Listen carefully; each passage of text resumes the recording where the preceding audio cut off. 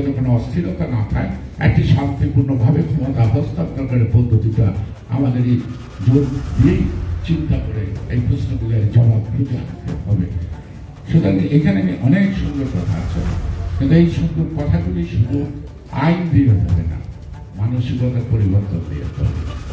আমার যেমন টলারেন্স, জিয়াউর রহমান বলতেন যে টলারেন্স হলো একটা হলো মানে প্রিকন্ডিশন অফ ডেমোক্রেসি, অর্থাৎ গণতন্ত্র মানে তো তর্ক, গণতন্ত্র মানে তো বিভিন্ন মত যে প্রকাশ করার মধ্য দিয়ে যে তর্কটা হবে তখন টলারেন্স রাখতে হবে।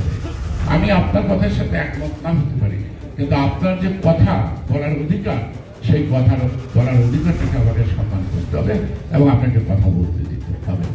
সেই যে টলারেন্স, যে টলারেন্স হলো প্রিকন্ডিশন অফ ডেমোক্রেসি, কিন্তু আমরা কিন্তু সেই টলারেন্সের জায়গাটা দলে বাইরে বা ভিতরে পার্লামেন্টে সেই টলারেন্সের জায়গাটা খুব সীমাবদ্ধ। আমরা কোনো কিছুই নিজের মতো না হলে টলারেট করতে পারি না। ক্রিটিসিজম, যেরকম অনেকে ক্রিটিসাইজ করতো, আমরা মাঝে মাঝে রেখে যেতাম, স্যার এটার উত্তর দিতে হবে, থামেন। তিনি বলতেন criticism is a beauty of democracy, অর্থাৎ সমালোচনাটা গণতন্ত্রের সৌন্দর্য। কিন্তু আমি যে গণতন্ত্রের সৌন্দর্যটা আমার নেতা জিয়া রহমান, এই দলের স্বাধীনতার ঘোষক, তিনি এই দলের প্রতিষ্ঠাতা, তিনি বলছেন যে ক্রিটিসিজম অ্যালাউ করতে হবে, কিন্তু আমরা যারা আছি আমরা কিছু ক্রিটিসিজম শুনতে খুব অভ্যস্ত না।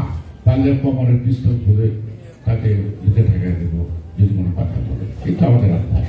সেই জন্য আজকে 31 দফা আমি মনে করি সম্পূর্ণভাবে নির্ভর করবে এই যে সামাজিক অব্যবস্থা, মানে সেই সোনালের যত্রতত্র প্রয়োগ এবং এই 16 বছরের দুঃশাসনের মধ্য দিয়ে আমাদের মধ্যে যে অভ্যাস গড়ে উঠেছে, সেই অভ্যাসগুলি ত্যাগ করে আমরা একটা সৃজনশীল রাষ্ট্র তৈরি, আগামী দিন আমাদের প্রজন্মের জন্য একটি সুন্দর দেশ উপহার দেওয়ার জন্য বিএনপির এই প্রয়াস এবং আমাদের নেতা জনাব তারেক রহমানের প্রয়াস, এই প্রয়াসটা কিন্তু সফল ওনারা একার উপরে নির্ভর করবে না।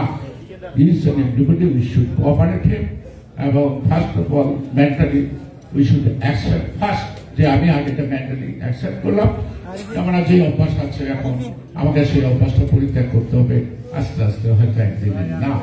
আর এই 31 দফা কিন্তু চিরস্থায়ী না।